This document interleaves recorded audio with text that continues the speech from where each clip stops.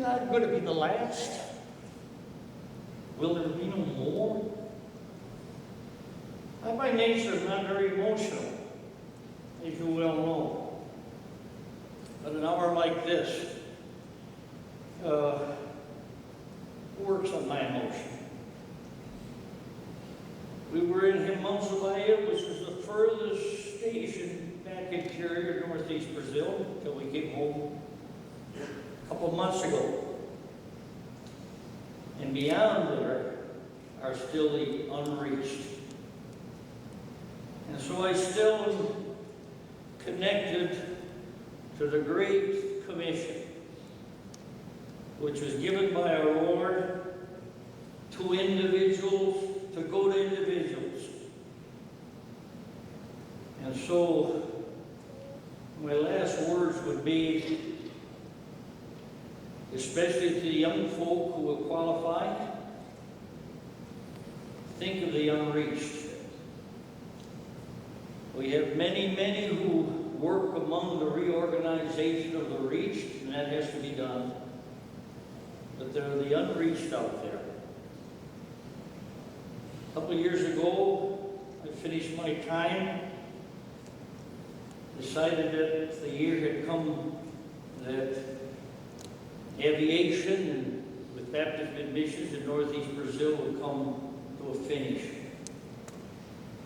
In my own observation, I would say that that happened because we've forgotten the regions beyond, the unreached. I see these young people that are here with their abilities in music. I cry out to the Lord, send them, for there are still those who are unreached. I want to thank the General Counsel and Dr. Anderson for this presentation. I find it very disqualified to be placed along the side the name of William Haas. But here I am. About 30 years ago, one of the presidents of one of our universities, I was presented to him, and the person said, well, here's Harold Reiner. He's been in Brazil for 30 years. Back then, 30 years was a long time. Still is. And he got, and he kind of got excited. He said, boy, that's wonderful. That's just wonderful. And it embarrassed me because I said, well, isn't that the way it's supposed to be? So here I am, 60.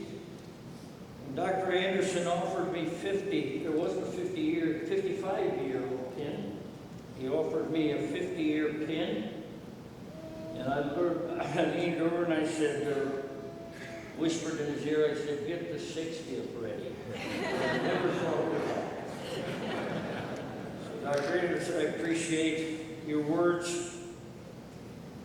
And I can only say that if God gets the glory out of all of this, then whatever you saw in these films, it's worth it all. Once in a while I speak in a church and folks will come up to me and they'll say, how can you be so excited about missions? Boy, that's wonderful. And I say, well, why don't you want to be a missionary? I can never figure out why it doesn't happen. So we pray that God will continue to send missionaries. We've got to go to work, for the night cometh when we work no more. Thanks again. Joan, why don't you come over and introduce the family for us, would you? You're pity not to hear from you tonight. Tell us who else you're with. Okay, we have one son and two daughters here, and our other son is in Brazil. We have Tim Reiner, right, trying to hide here, and Vicky, his wife, and their two children, Jane and Jason, who was one of my salvations on the trip coming from Brazil. He took care of us quite a bit, but we appreciate them very much. And we have Darlene, is a nurse, and I think that's been in our family. And she has 4 children. Okay. And she also has 4 grandchildren, which makes us grandparents, great-grandparents. And we have Joe Culver. I'm sorry, it was Darlene Smith, her husband.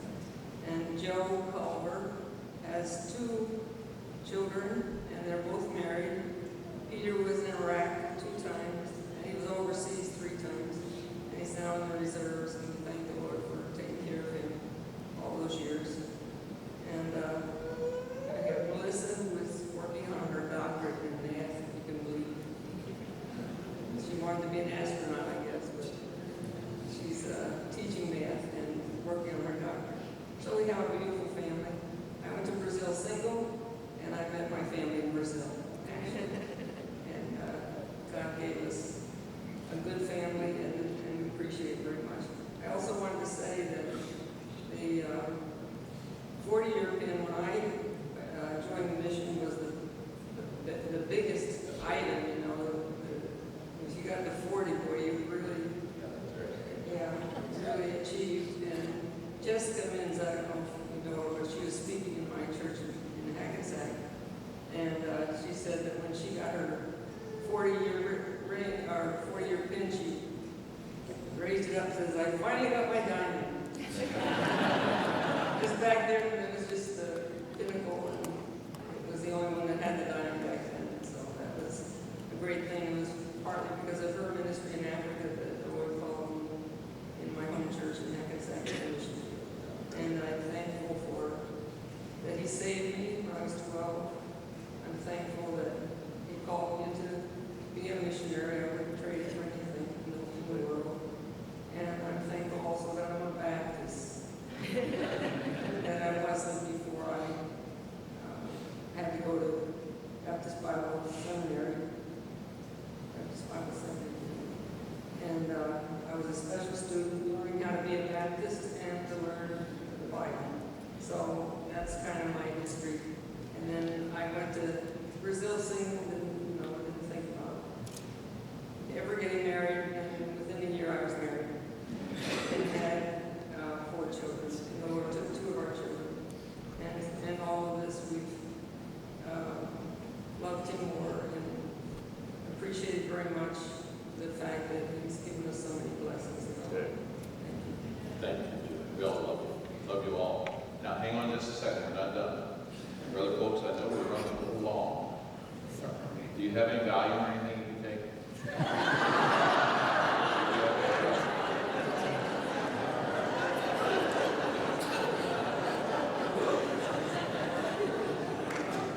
I'd like to have Pastor Leary, First Baptist Church, Hamburg, come. Harold, I want you to help me give this recognition. First Baptist Church, Hamburg has brought a contingent with them tonight. This is the commissioning church for the Reiners. Would you all stand, please? First Baptist, Hamburg, New York. Pastor Leary is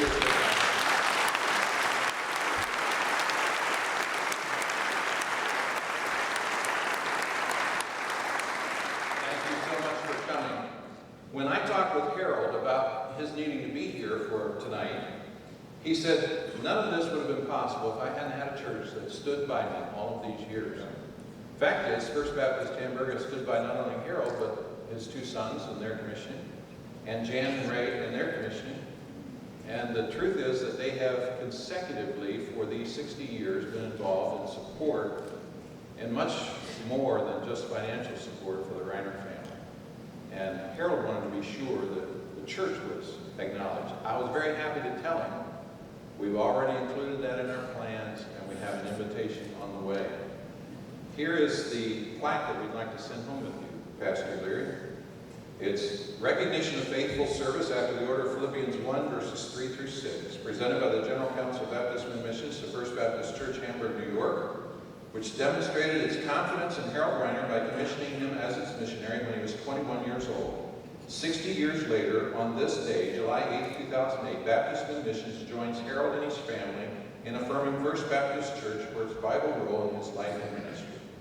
We likewise commend First Baptist for having commissioned 2 of Harold's children for missionary service, Tim and Doug. You've been to the Reiner family, what the Philippian church was to the Apostle Paul, who commended the Philippians for playing a role unmatched by any other church from the very outset of his ministry. Your 60 consecutive years of unflagging support for Harold and his family as they have conducted Great Commission ministry in Brazil merit this recognition. May God richly bless you for being as faithful to your calling as Harold and his family have been to theirs. Yours has been a noble service. Harold, if you would give that to your pastor.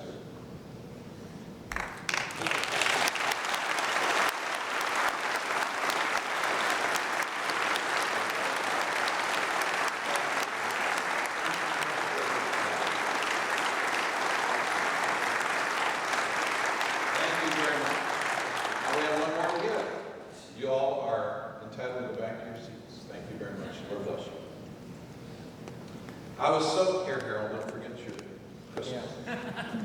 Do you want to leave it here until after I the service? prefer, I don't want to trust it out there, can I? We would like to put it on display, maybe back at the visitor center after the service for anybody that would like to see Okay, it. thank you. Be glad All right, we have one more to give. Pastor Spink, as chairman of council, is going to stay. Well, we do this one more time. I was so pleased that the General Council, in reviewing the nominations for this lifetime service, recognized that there were more worthy nominees than could be, in fact, honored in a single presentation. And so they elected to step back way into the history of the mission to a contemporary of Dr. Haas and to posthumously recognize Paul Metzler for his pioneer missionary service. It's a delight tonight to have Eveline and her brother Edmund here representing the Metzler family. Would you two come, please? I'd like for you to be here on the platform with me. And let me just rehearse a bit of the life and ministry of Paul Metzler. He was, as I've said, a contemporary of Dr. Haas. Although it seems to me from the accounts that I've read that he did not personally meet Dr. Haas until he arrived in Africa. And in fact, I believe it may have been on the river as he approached Bangui, the capital city. He was, however, recruited for missionary service through the influence of one of Dr. Haas's closest collaborators, M.E. Hawkins, who was pastor at First Baptist Church, Mishawaka, and E.S. Carmen, who at that time was referred to as field counselor. And he served the purpose, I believe, very much like our representatives, although it might have been a more substantive work than even that, in that M.E. Hawkins and Mr. Carmen really served as the leaders of the mission in the first several years of his existence. Paul was the first Baptist missions missionary to conduct ministry in what was originally the district of Chad within French Equatorial Africa. The Ubangi Shari district became Central African Republic, and that was in fact the territory where most of the earliest Baptist missions missionaries settled. Chad to the north, and it is today between the Central African Republic and Libya. Chad to the north was a territory which Dr. Haas himself aspired to send gospel ministry into, but it was closed in the day that Dr. Haas first arrived in the field. And so he and his colleagues prayed that God would open the door. And the account is that Paul heard Dr. Haas preach to a group of Africans on one occasion, and the front row had perhaps 6 or 8 men who stood out in terms of their stature and appearance as different from all the rest. And afterwards, they appealed to Dr. Haas to please send someone with the message he had just delivered, the message of the gospel, to their territory, the Sarah people, or the Sara people. It was in the district of Chad. It was closed to civilians. There was not the ability in that day to send anyone. But Paul Metzler volunteered for the duty. And in time, Dr. Haas dispatched him to Fort Crampell to work with the Arthur Youngs, who had gone out with Dr. Haas in the first group. And there he was as close as any of our stations at that time to the Chad district. But in time, he actually moved even closer. And he and his family lived for a time right on the border of the district of Chad. And by Eveline's account, appealed to all the French officials who passed that way for permission to enter. He, in time, broke down the resistance of the French officials and was granted permission to move in. It was his desire to establish the first work in Fort Archambault, what became SAR, the capital of the district of Chad. He was refused permission to do that, and so he went just a short distance out of the capital city to a community named Balimba, and there he established the first Baptist missions what is today Chad. Paul Metzler, preacher, evangelist, missionary, whose ministry locations included the United States, Europe, particularly France, but also preaching stints in Switzerland and Belgium, French Equatorial Africa, and eventually the District of Chad specific, Haiti, and the Bahamas.